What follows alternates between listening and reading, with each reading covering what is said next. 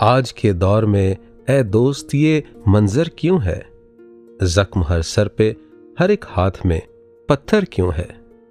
जब हकीकत है कि हर जर्रे में तू रहता है, फिर ज़मीं पर कहीं मस्जिद तो कहीं मंदिर क्यों है।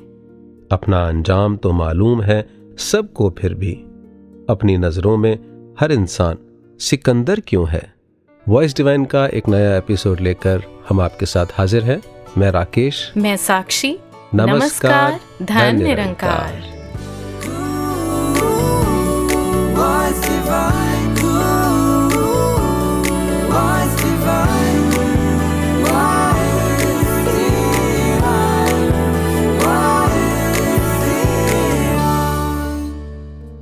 साक्षी, वॉइस डिवाइन के इस एपिसोड में जो कुछ पंक्तियां हमने मिलकर के पढ़ी, उससे एक समस्या सामने आती है कि इस संसार में इतनी नफरतें क्यों हैं, दीवारें क्यों हैं, हर हाथ में पत्थर क्यों है, जाति के आधार पर, धर्म के आधार पर, ईगो के आधार पर। जैसे वो शायर ने कहा कि इस दुनिया में हर इंसान सिकंदर क्यों है। Everyone is trying to be better than the other person, one upmanship. तो ये क्यों है, इसका क्या आधार है, आपका क्या इस बारे में कहना है? राकेश जी, आपके इस प्रश्न से मन में बस एक ही पंक्ति गूंज रही है कि हर मुश्किल दा हल सतगुरु है। कल भी सतगुरु सी, आज भी सतगुरु है। तो मुझे लगता है कि क्यों ना इन प्रश्नों का हल सतगुरु के वचनों से ही ढूंढा जाए। बिल्कुल साक्षी जी, आपने बिल्कुल बजा फरमाया कि जिंदगी के अंदर कई बार ऐसे लगता है कि जो आध्यात्मिक समस्याएं हैं शायद उनका हल ही संगत में मिलता है या सतगुरु के शब्दों में मिलता है। But I have tried and tested this in my life कि जीवन के, समाज के, दुनिया के किसी भी डोमेन, किसी भी क्षेत्र की कोई भी समस्या या सवाल होता है, उसका हल या उत्तर या समाधान हमें सतगुरु के वचनों में और ब्रह्म ज्ञान के अंदर ही मिलता है जी। और ब्रह्म ज्ञान का आधार तो हमें सतगुरु ने पहले ही बताया कि 5 प्रण हैं। पहले 5 प्रण मानने हैं, उसके बाद ही वो ज्ञान में मन में टिक पाता है। तो आज क्यों ना 5 प्रणों को ही विषय बना करके जिक्र करते हैं कि किस प्रकार से ये ब्रह्म ज्ञान हमारे मन में टिक करके हमें प्रेम, सौहार्द, मिलवर्तन के भाव देता है, जिससे कि नफरतें समाप्त हो सकती हैं, दूरियां समाप्त हो सकती हैं। राकेश जी, अक्सर ये सवाल जहन में उठता है कि माया सही मायने में है क्या? How do we differentiate it with the creator, from the creator? Very simple. माया का जो मूल शब्द है वो है मय, जिसका मतलब है जो नापा तोला जा सकता है, जो परिवर्तनशील है। So anything that can change और that can be measured for that matter, वो सब कुछ माया है। और उस माया के साथ ही अगर मेरा नाता है तो मैं समस्या में आ जाता हूँ। जैसे संपूर्ण हरदेव वाणी के शब्द हमें मार्गदर्शन देते हैं कि हर वो वस्तु माया है जो दूर करे भगवान से, सेवा सिमरन सत्संग से और निराकार के ध्यान से। यानी माया वो है जो होकर भी नहीं है, जो आज है पर कल नहीं है, जो किसी के लिए तो सच है और किसी के लिए झूठ, किसी के लिए अच्छी तो किसी के लिए बुरी। यही माया है जिसे हम दोस्तों इंडिया में आज कहते हैं ना, वो जापान में शायद बीता हुआ कल हो और अमेरिका में आने वाला कल। तो सच क्या है, कल, आज या फिर कल? मेरा सच आपका झूठ, आपका सच मेरा झूठ। Rakesh ji, isn't it all very relative, very prejudiced and very subjective? और यही तो माया है, this is illusion। और एक ही चीज है जो ऑब्जेक्टिवली ट्रू है, एब्सोल्यूट है, और वो है परमपिता परमात्मा, निरंकार, जो सर्वव्यापक है, एक है, निराकार है, अपरिवर्तनशील है, और जिसके साथ सभी युगों युगों से संत महापुरुषों ने हमें जोड़ा और आज सद्गुरु भी हमें उसी के साथ जोड़ रहे हैं।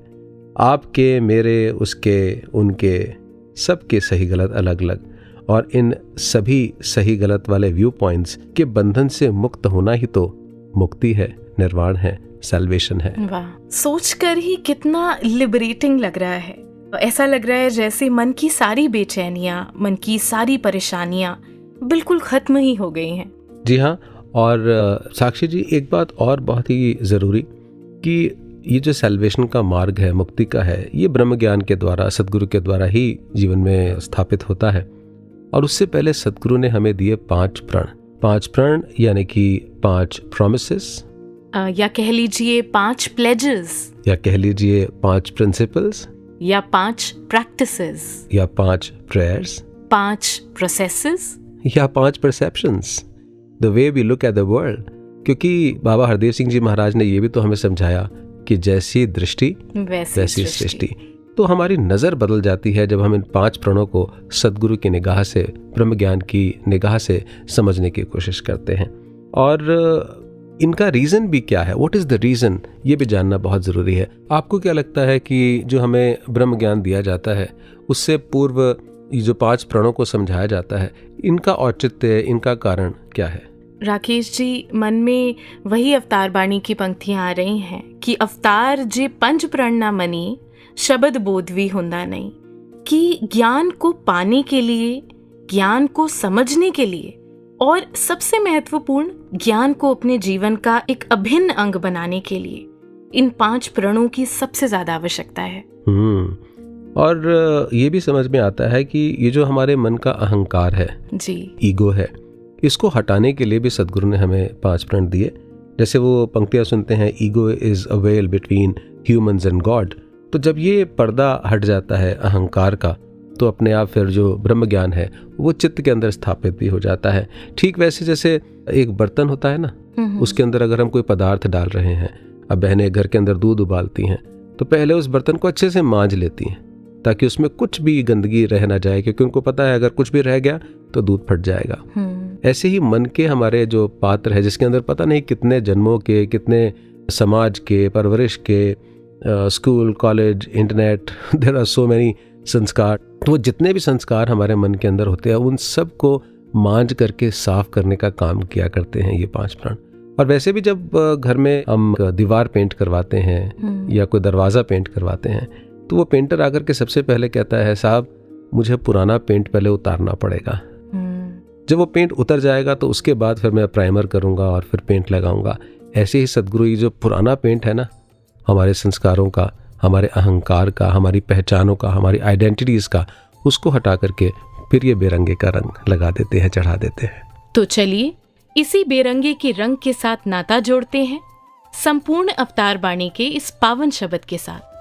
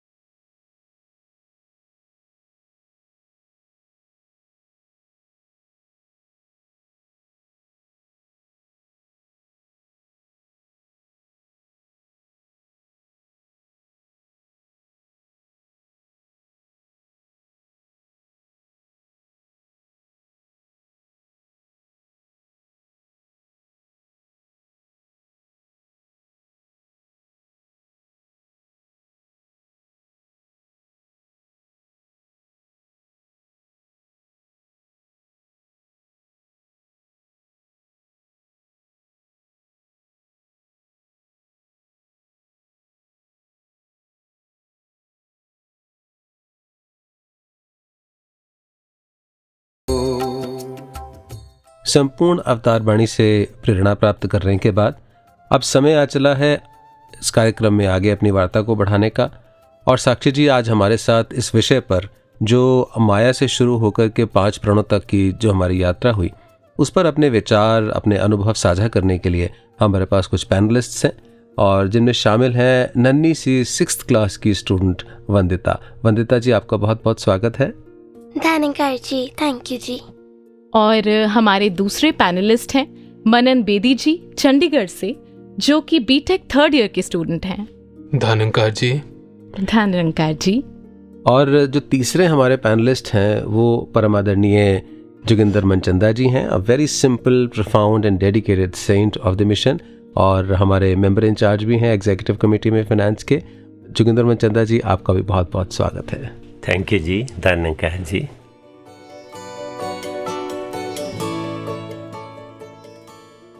तो डिस्कशन को शुरू करते हैं और अपने पैनलिस्ट के अनुभव से सीखने की कोशिश करते हैं। मनचंदा जी, उस पंक्ति को हम अवतार वाणी की निरंतर सुनते हैं कि माया जाल में फंसकर बंदा पल पल हो हैरान फिरे, वैर विरोध और नफरत निंदा इसमें जग गलतान फिरे। और डिस्कशन करते करते इस बात पर भी पहुंचे कि ये नफरतों का कारण यही है कि हम अज्ञान में हैं। इसीलिए ज्ञान के साथ, निरंकार के साथ जुड़ना, सद्गुरु के साथ जुड़ना बहुत ज़रूरी है। लेकिन सद्गुरु ने ब्रह्म ज्ञान से पहले 5 प्रणों की हमें एक फंडामेंटल प्रिंसिपल्स के साथ जोड़ा, जिनमें से पहला प्रण ये है कि हमें तन, मन और धन का अभिमान नहीं करना, इनको ईश्वर निराकार का मान करके ही हमने प्रयोग करना है। आपके जीवन में या आपके अनुभव में इस पहले प्रण का क्या स्थान है, कृपया साझा करें। दास ने तो ये महसूस किया है कि जैसे ब्रह्म ज्ञान हमें मिलता है, तो जो ब्रह्म ज्ञान का एक्चुअल रिजल्ट तब आता है जब ब्रह्म ज्ञान जीवन में बसने लग जाता है। लेकिन उसमें थोड़ा कभी कभी समय भी लगता है, मोस्टली लग ही जाता है। जैसे हम स्कूल में जाते हैं तो जो शुरुआत का दिन है उसमें भी हमें वैसे यूनिफॉर्म पहनना, वैसे उसी टाइम पर स्कूल पहुंचना, आना, ये सारा कुछ डे 1 से शुरू हो जाता है। एक डिसिप्लिन है, एक आदत है, जबकि हमें पढ़ना अभी उसमें 5, 6, 8 साल स्कूल में और होता है उस लेवल तक आने के लिए। लेकिन वो आदत जो शुरू से शुरू होती है, फिर वो हमें लगातार काम देती है। इसी प्रकार से एक ब्रह्मज्ञानी का जो जीवन होना चाहिए, उसकी एक आदत पहले दिन से, डे 1 से कैसे शुरू हो। सबसे बड़ी जो बाधा है ब्रह्मज्ञानी जीवन जीने में, वो अहंकार होती है, अभिमान होती है। और दास जब देखता है इन 5 प्रणों को, तो इसमें एक ही बात समझ आती है कि जब तक ज्ञान अपना असर जीवन की शैली के ऊपर नहीं करता, तब तक इन बातों को एज ए डिसिप्लिनरी अपनाना शुरू कर दें, तो जीवन जो है एक प्रेजेंटेबल हो जाता है, आसान हो जाता है। जैसे पहले ही प्रण में बोला कि तन, मन, धन जो है, ये किसका है, समझ में आया जब इशारा हुआ कि ये तो दिया हुआ है, तो फिर इसका अभिमान नहीं करना। I may be better than my brother even, मुझे उसके लिए कोई अहंकार करना नहीं है।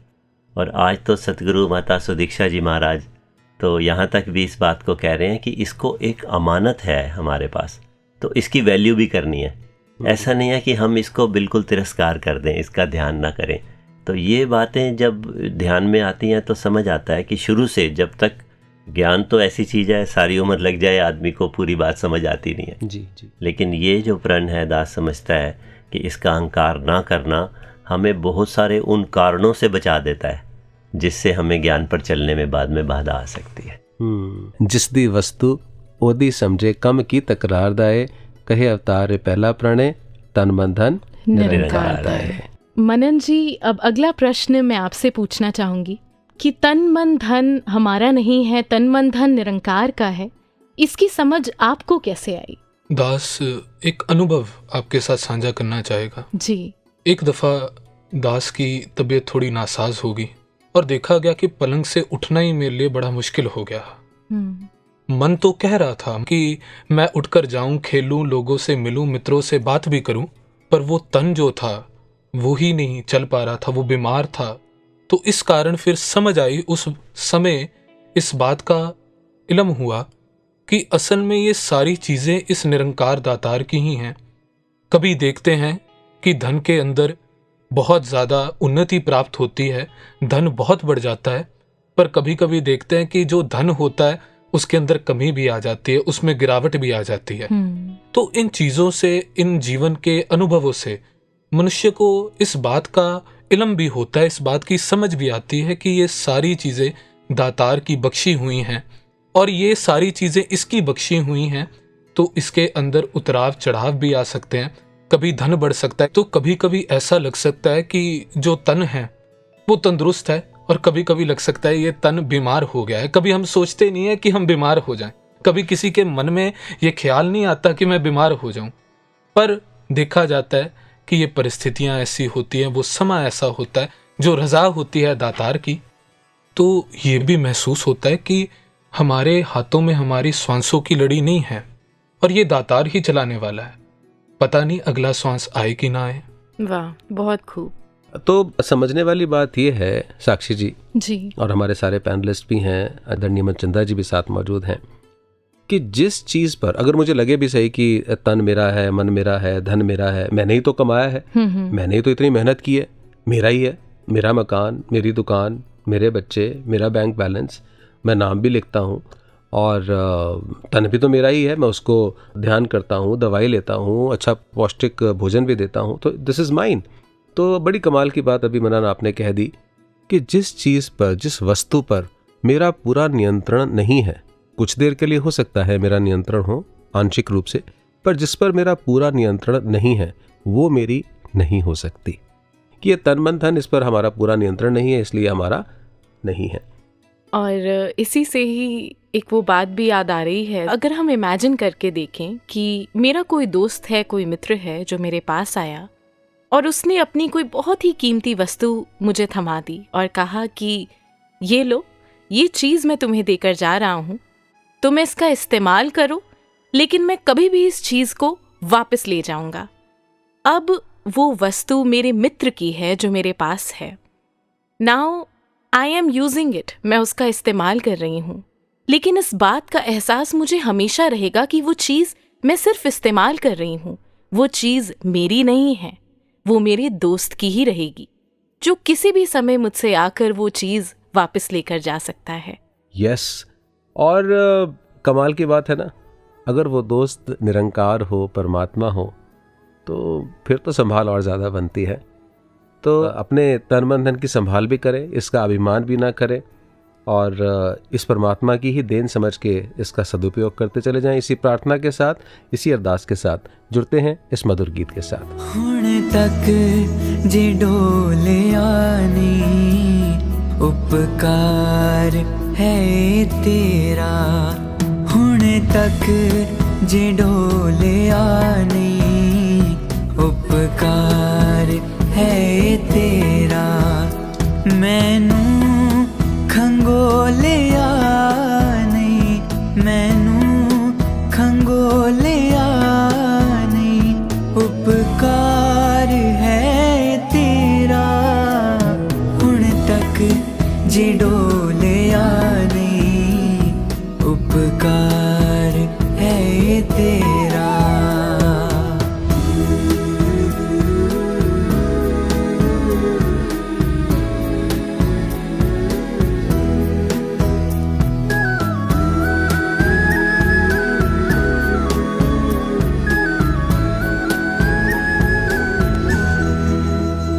अकलां दे बूहियां चों कई बार तेनू लंघाया,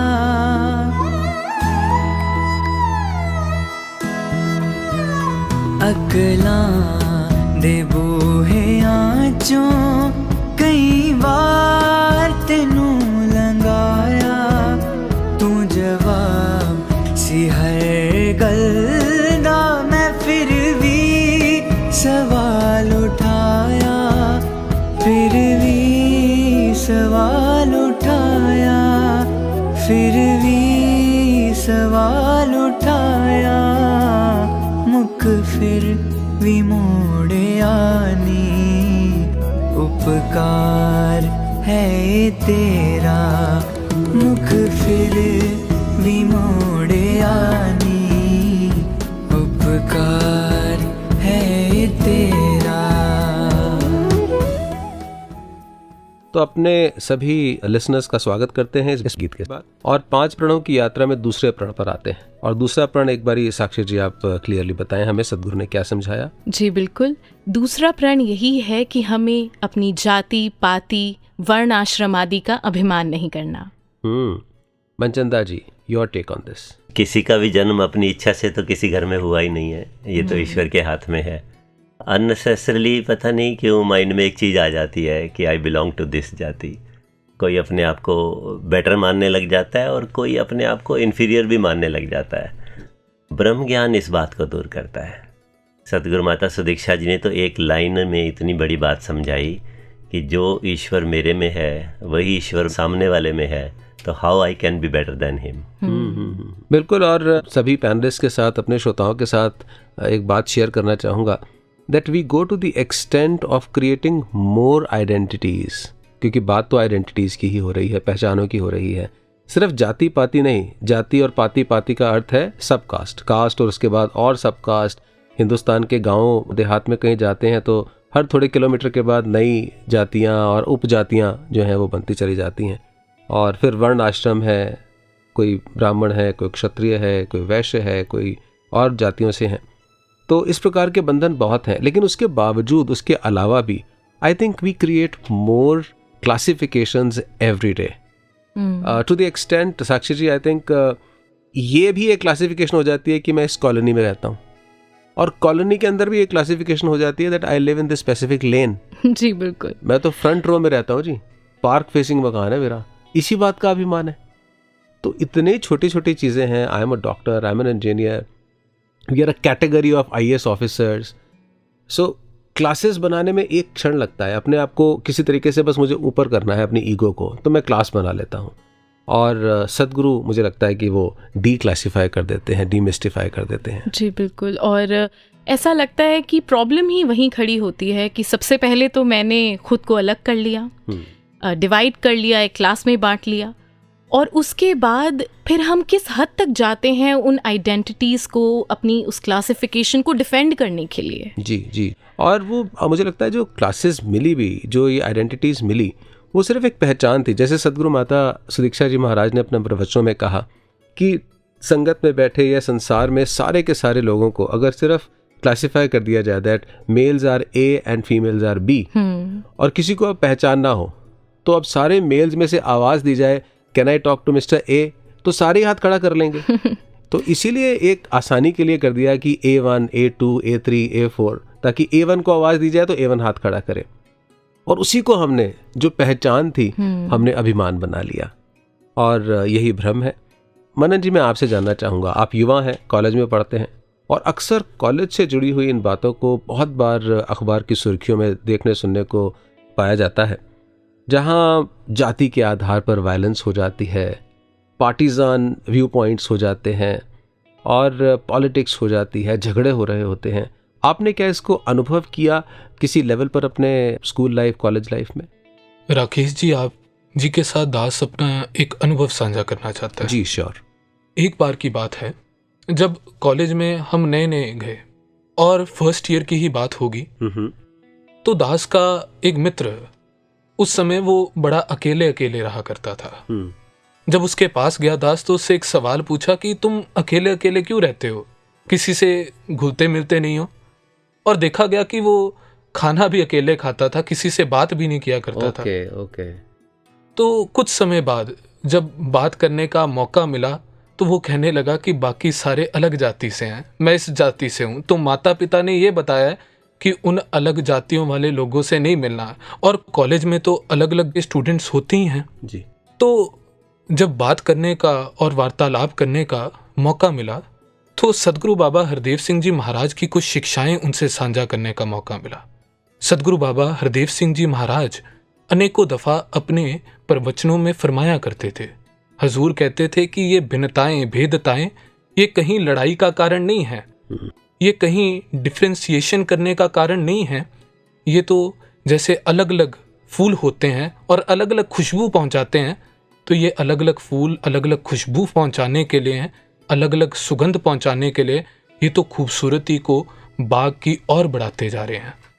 चमन में इख्तिलात रंग बू से बात बनती है, हम ही हम हैं तो क्या हम हैं, तुम ही तुम हो तो क्या तुम हो। वाह जी वाह। बहुत खूब आपने भाव रखे। आगे क्या हुआ उस स्टूडेंट का? तो देखा गया उसके बाद जी, जब वो और लोगों से मिलने लगा और उसकी मित्रता बढ़ने लगी तो एक्सेप्टेंस का भाव और बढ़ने लगा, ब्रॉड माइंडेडनेस और बढ़ती चली गई और वो मिलवर्तन की भावना से सबके साथ मिलजुल के रहने लगा जी। That's wonderful. मनचंदा जी, एक बात जो आज की बहुत प्रैक्टिकल सी बात है, बिकॉज कुछ किताबी बातें भी हो सकती हैं, हो सकता है हम सिर्फ उसको रोट लर्निंग की तरह रिपीट कर रहे हैं, शेयर कर रहे हैं, लेकिन जब जीने की बात आती है, शादी है परिवार में, बच्चे की शादी है, लड़की के लिए लड़का देखना है या लड़के के लिए लड़की देखनी है, तो सबसे पहले आज भी शायद, मैं क्षमा चाहते हुए अपने सभी श्रोताओं से इस बात को शेयर कर रहा हूँ, आज भी शायद कई बार देखा जाता है ब्रह्म ज्ञान लेने के बाद भी, संगत सालों साल करने के बाद भी, शायद मैं कभी ऐसे भी कह देता हूँ कि पहले मुझे लड़की वालों की जाति बताओ, ये कुड़ी वाले पिछों दे कित्थों ने, मुंडे वाले पिछों दे कित्थों दे ने। तो क्या ये सही है अभी भी जातियों में फंसना या बिरादरियों में फंसना ज्ञान लेने के बाद? बड़ी अच्छी बात, आपने एक टॉपिक नया शुरू किया। दास को एक बात याद आ गई। एक सज्जन ही दास को आके कहने लगे कि आपके यहाँ निरंकारी मिशन में ना, तो ये देखते नहीं है शादी के टाइम पे कि ये जाति कौन सी जाति के हैं या क्या है, क्या ऐसे ही कर लेते हैं? तो दास ने उनको पूछा कि हम एक बार बात कर रहे थे कि वो डॉक्टर है उनका बेटा, और जिससे उन्होंने शादी की है वो भी बच्ची डॉक्टर का ही कोर्स कर रही थी, लेकिन वो किसी और प्रांत के हैं इंडिया के और ये किसी और प्रांत के हैं, तो तब उन्होंने इस बात को नहीं देखा होगा। कहते नहीं, ऐसी बात है ना, जब ये बच्चे ज़्यादा पढ़ जाते हैं उनका लेवल कुछ ऊंचा हो जाता है। अच्छा। तो दास ने कहा बस यही गुरमत है, जो ब्रह्म ज्ञान को समझ जाते हैं ना उनका लेवल इतना ऊंचा हो जाता है कि उनको ये बातें छोटी लगती है। ये तो सबसे ऊंची पढ़ाई है, ये ऊंची पढ़ाई है, इसमें लगता ही नहीं है कि कोई दूसरी जाति है। तो ये वाली अवस्था पे सतगुरु ले जाना चाहता है, separate from you which separates you from others. तो वो जो रीज़न हाँ डिफ्रेंशिएशन के हैं वो तो ख़त्म करता ही ब्रह्म ज्ञान है जी। तो ये ख़त्म होना चाहिए। अगर किसी के मन में अभी थोड़ी संकीर्णता रह जाती है तो जो विशाल हृदय वाले महापुरुष इस कदम को उठा लेते हैं, उनको देखकर फिर दूसरों को प्रेरणा मिलती है। जी, बहुत खूब। और यही आ रहा था मन में कि जब एक बार अपनी आइडेंटिटी का पता चल गया, जब एक बार इस निरंकार से, इस विशाल से नाता जुड़ गया, तो थिंग्स शुड चेंज। वहाँ से ही वो बदलाव, वो एक सुंदर बदलाव शुरू होता है। मुझे याद आ रहा है अभी कुछ दिन पहले ही सद्गुरु माता सुदीक्षा जी महाराज ने अपने वचनों में एक बहुत ही एक सुंदर एग्जाम्पल से हमें समझाया। एक मछली है और वो मछली एक्वेरियम में तैरा करती थी, और तो उसे आदत थी एक एक्वेरियम के छोटे से दायरे में तैरने की। अब उस मछली को एक्वेरियम से किसी ने ले जाकर समुद्र में डाल दिया। अब वैसे तो वो मछली उस छोटे से एक्वेरियम से इस विशाल समुद्र में चली गई, लेकिन फिर भी वो अपना एक छोटा सा दायरा नहीं छोड़ रही है, वो उस छोटे से दायरे में ही तैरती चली जा रही है। जबकि होना तो ये चाहिए था कि क्योंकि अब उस विशाल समुद्र में वो है, उस विशाल समुद्र से नाता जुड़ गया है, तो एक वो दायरा भी विशाल हो जाना चाहिए। तो बिल्कुल इसी तरीके से मुझे लगता है कि जब ब्रह्म ज्ञान की ये दात मिलती है तो वो जो इस विशाल निरंकार के साथ जुड़कर हमारे भी मन में वो विशालता, वो एक सहजता, इन छोटी छोटी क्लासिफिकेशंस, इन छोटे छोटे दीवारों को हम अगर तोड़ते चले जाएं ना, तो सही मायने में वही ज्ञान पर चलना होगा। बिल्कुल। और a frog in the well वाली जो सिचुएशन है, उससे हम बाहर निकल सकते हैं, ये समझ सकते हैं कि मानुष की जात सब के पहचान वो। तो जाति पाति